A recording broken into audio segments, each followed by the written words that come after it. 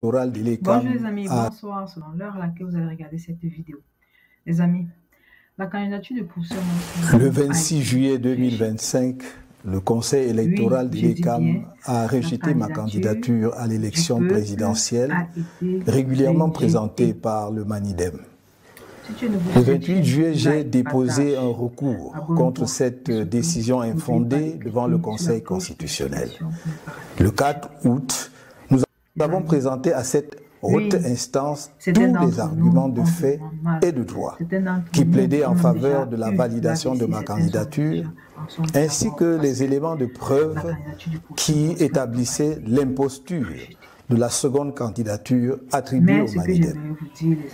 Le 5 août, au terme de son délibéré, le Conseil constitutionnel a rejeté mon recours demandant la validation de ma candidature au motif qu'il est non fondé. La décision de m'écarter de l'élection présidentielle de 2025 a été prise de longue date par le régime RDPC. Ce régime n'a jamais supporté que nous ayons évité le gros piège politique des élections législatives et municipales de 2020 en choisissant le boycott. Le régime voulait détruire le MRC à travers ces élections et ne nous a jamais pardonné d'y avoir échappé.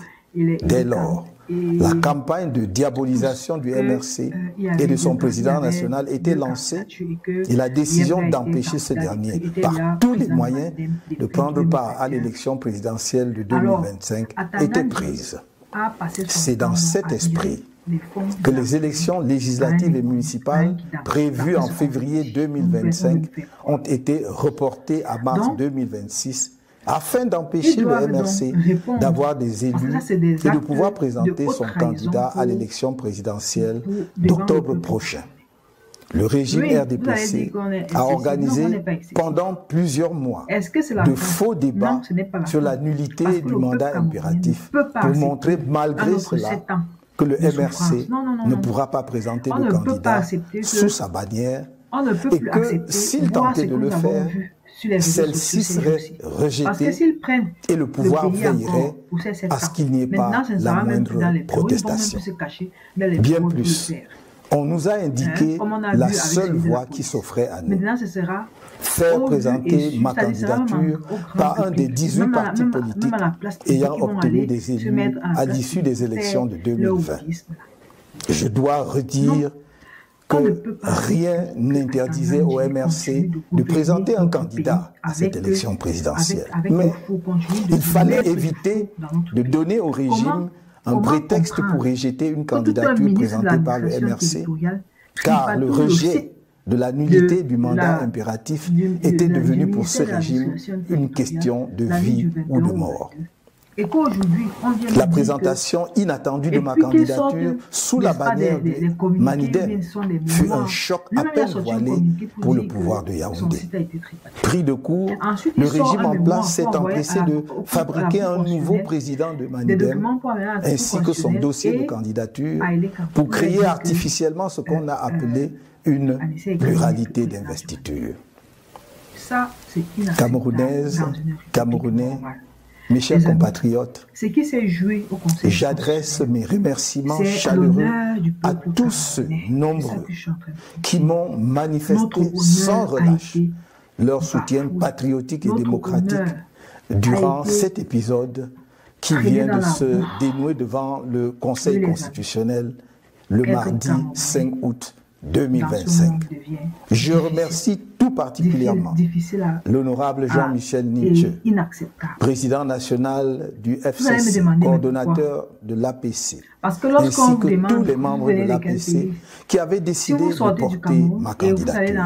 Dans la même veine, je remercie le président national du Manidem, M.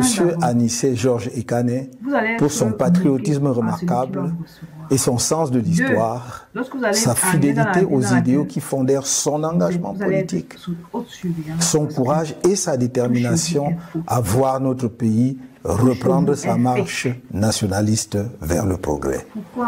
C'est aussi pour moi l'occasion de saluer l'engagement exceptionnel de tous les responsables ainsi que les militants du Manidem pour leur soutien à ma candidature. J'exprime ma reconnaissance aux dirigeants et aux nombreux militants du MRC pour leur soutien indéfectible, leur engagement inébranlable et leur courage remarquable face aux multiples épreuves qui lui sont imposées au quotidien par un régime sans inspiration ni aucune vision pour le pays.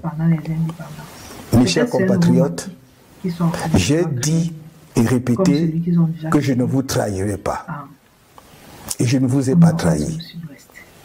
En revanche, le Conseil constitutionnel, la justice et les CAM, le pouvoir en place à travers le ministère de l'administration territoriale notamment, qui a été de tous les mauvais coups contre nous, vous ont trahi sans état d'âme.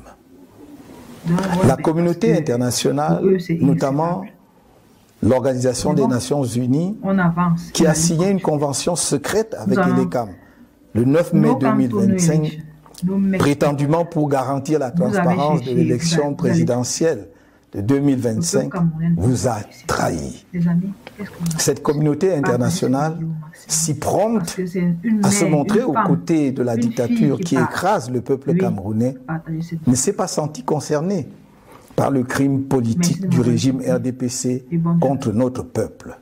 Bien au contraire, elle s'est assise sur les valeurs qu'elle dit promouvoir et qu'elle prétend défendre. Mes chers compatriotes, dans le cadre de la préparation de ma candidature, conformément à la législation en vigueur, suite au rejet de ma candidature, j'informe l'opinion publique que les contributions pour ma campagne à la dite élection sont désormais closes.